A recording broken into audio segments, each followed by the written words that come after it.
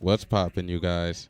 It's your boy Sick Cap, back with another video. Yo, bro, today I don't really feel like doing shit. I don't feel like doing this video. I don't feel like doing nothing, bro. But just for the grind, just not to miss a week, bro. To be on schedule, I'm doing this shit. But let's get into the video. Today, I want to talk about the Tekken 8 YouTube landscape. Bro, we're not going to sugarcoat shit in this video. I'm sick of seeing all the unnecessary doom posting on YouTube when it comes to Tekken 8, a game that has barely been out for 3 months. And I feel like niggas forget that T7 was out in arcades for years before being put out to consoles, and that the first couple builds of the arcade versions of T7 were busted as fuck. This is the first Tekken ever, Tekken 8, that's been released everywhere at the same time. And despite that, besides some kinks, it's been one of the best launches of a AAA fighter. Also, you have to take into consideration that it's the first time they've released on all platforms. There was no beta period on arcades like T7. They went into a full-blown release with T8. Now, there's a difference between valid criticism and just dogpiling because it's cool and lucrative on YouTube right now to shit on T8. Niggas switch up so fast that y'all got the Flash being jealous. And the crazy thing is, I just remember about 3 months ago, y'all was sucking Tekken 8's tip clean off.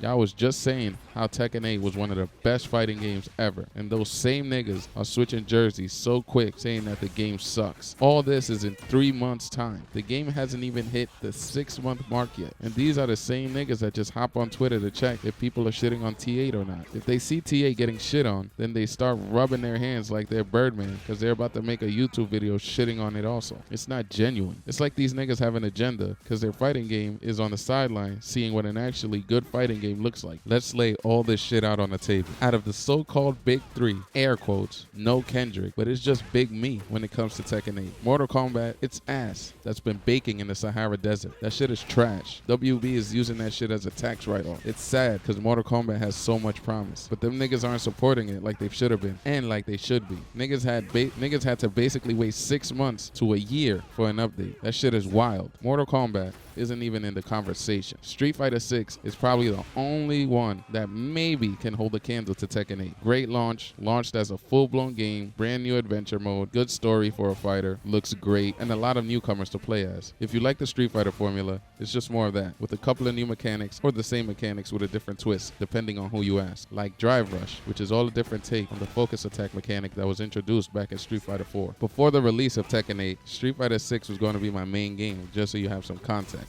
And remember, before T8, I have never played a Tekken game. Some criticisms I've heard regarding Street Fighter 6 is that it's boring. But to me, Street Fighter 6 is a decent game. To me, they're just missing a lot of legacy characters. When the game released, there was nobody I was really excited to use, so I defaulted to Luke. But he's kind of the character archetype that I like to use. I love boxers and or brawlers. Characters that their fists are the focus and or their legs. So when I mention legacy characters, I would have loved to see and play as my favorite character in Street Fighter, which is Dudley. I would have loved to see Cody, Yun, and Yang. You know, shit like that. And where the fuck is Sean, bro? I don't like him being relegated to just third strike. I know it's because he's black. Racist ass. Now here comes Tekken 8. If we are going to be real with ourselves, especially in the light of a casual player, because I've been playing fighting games my whole life, but when it comes to the Tekken franchise, I'm a newcomer. Tekken 8 is my first real Tekken. I told y'all I would mention it in every video. But yeah, I'm not a casual in the sense, because every fighting game I pop in, I take that shit super serious, and I'm very competitive. A casual to me is buying a fighting game for the story mode. So with that sentence right there, that should explain to you guys what a quote-unquote casual player means to me. So if we're being real niggas, Tekken 8 is one of, if not the best fighting games we've seen in a long time. It's definitely one of the best fighting games ever to be put out in the modern era. And all y'all doom and gloom, head-ass, bandwagoning ass niggas were thinking and saying the same thing when the game had just come out. After the second or third mini patch is when y'all niggas started talking wild shit. Okay, they fucked up the wall stuff and Dragunov is OP. That is no reason for niggas to be making videos taking a watery dookie all over Tekken 8. Like y'all wasn't just sucking off Michael Murray 2 days ago. I know it's not just the wall and Drag being OP, the only problem. But a lot of niggas complaining are the old heads, the legacy players. Listen, I'm an old head also. I understand that when we are used to something, especially something that we like, and it changes, that shit is super gay, bro. But as old heads, we should also know that a lot of shit isn't made for us as a priority. And we should know that this always happens when the new iteration of something comes out. When niggas were on Marvel vs. Capcom 2 and it was on its way out, and Marvel vs. Capcom 3 came out, us old heads were like, this isn't Marvel. X Factor is gay. What the fuck is this tag in midair in the middle of a combo shit? But most niggas got with the times and adjusted. The ones that didn't stayed on Marvel 2. And now Marvel 3 is hailed as one of the best Marvel vs. Capcom games. Despite Phoenix and Wesker existing in the game, and despite the X Factor mechanic being there as well. Tekken 6 to Tekken 7, Smash Melee to Brawl, Street Fighter going from 2D sprite models to 3D models with Street Fighter 4, Street Fighter 4 to 5. And a lot of people had the opinion that SF5 sucked huge cack. Horrible launch, V-trigger, freaking ads on your clothing. But niggas had to get with it or get out. And niggas got with it. And over time, Street Fighter 5 grew into its own. It happens in music. I was just watching a DDG video where he goes to Big 14, the fuck is going on, Trippie Redd's crib. And Trippie Redd was saying how music was better in 2016. I was like, Shrek?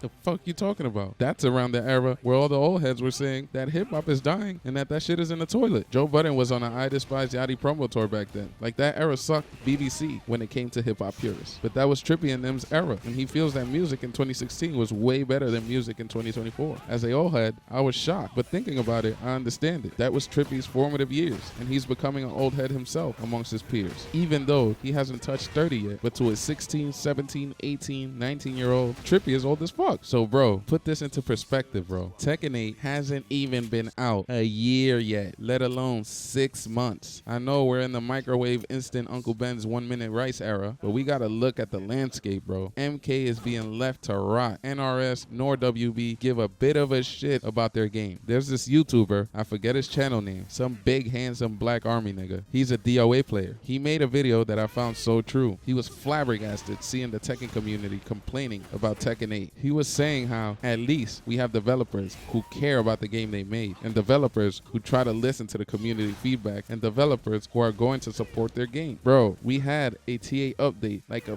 few weeks after the game just came out. One of the quickest turnovers ever. My man was saying that in DOA, they had to pay real money for a hairstyle and pay real money to switch it. Like, that puts things into perspective. We have it lovely over here in Tekken Land. I know things aren't perfect, but the developers are trying their best, and they're listening and they're communicating with us. They're not acting like old Activision, where niggas will yell and scream for some type of communication and transparency when it comes to Modern Warfare 2 and 3. And them niggas would just change and do shit and just stay quiet. Trust me, I know this iteration of Tekken isn't the Tekken you guys are used to. I know that with the new heat system, it changed Tekken from a defensive game to an offensive and aggressive game. I know that the game may be easier to some, but with every new iteration, that's gonna happen. The casuals are the ones that allow for the games we love to sell and allows the developers to make more of the shit we like. The legacy and hardcore players are the ones who keep the game alive. Both sides need each other. If Bandai Namco only made and sold the game for the hardcore players, it would probably only sell 10,000 copies, and we wouldn't have been able to get 8 Tekken games up until this point. The games kinda gotta get easier. There's a balance, but you cannot forget, just because a game may be easy to get into doesn't mean that it isn't hard as fuck to master. Going back to Smash as an example, that shit was easy as dick. It was meant to be a fun, casual party game. But look, it's one of the hardest fighting games to master. The players that were good took it to a whole new level. The way Lil Reese and them played Melee, and the way niggas like Mango and Leffen play Melee, they looked like 2 totally different games. I say that to say Tekken 8 may have gotten quote unquote easier than Tekken 7, but the niggas that are meant to be good are gonna be good at such a high level. There are still gonna be professional players, and they're still gonna be competing and winning the tournaments. The only thing that's gonna be different are the faces. Just because you were the GOAT in Tekken 7 doesn't mean you'll automatically be the GOAT in Tekken 8. Some people think that their knowledge and skill from the previous game should automatically transfer to the new one without any training, and those people are bugging. I hear LTM, it's LTG, but I call him low tier man because nobody is a god but God himself. I hear him all the time say when he's getting dismantled so hard his Ethernet cable magically falls off his PlayStation. I keep hearing him say this would never happen in Tekken 7. And my response to that would be simply, but it's happening on Tekken 8, so shut up. And let's be honest, it'll be happening to him in Tekken 7 also. Someone tell me this, I'm being serious. As a pro player, say in Tekken 7, and you're complaint coming to Tekken 8 is that the game is easier. As a pro player who has to compete and win tournaments, isn't that a good thing for said pro player? That means you can be twice as good with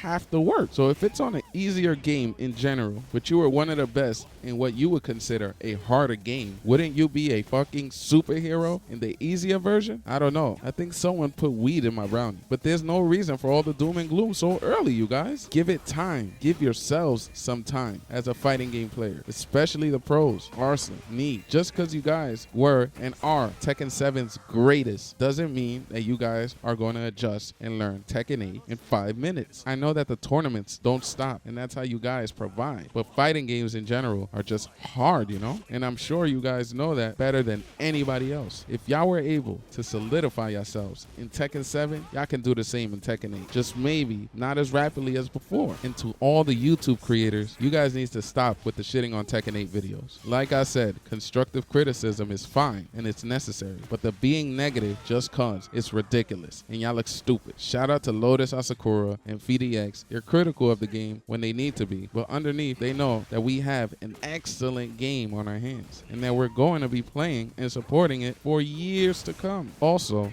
shout out to Mike Hollow as well. I literally seen a video about Tekken 8 to where the title was so negative, you would have thought that it was one of the ET games that niggas are still finding in landfills until this day. Like, bro, a title that negative can turn people that might have wanted to give the game a try away. And the goal as a fighting game community is to have more people playing the fighting games we love. Like, it's not that bad and it's not that serious. Give the game some time to marinate. It's barely been out 3 months. But yeah, that's the video. Thanks for taking the time out of your day to chill with me. Remember, we're out here uploading weekly, so subscribe and click that notification bell to be notified when a new video drops. Or not, I'm not your IT help desk technician, Mr. Suresh. Nah, for real though, thanks for watching. Lily Singh, aka Superwoman, is my wife, and remember, anything is possible. God first.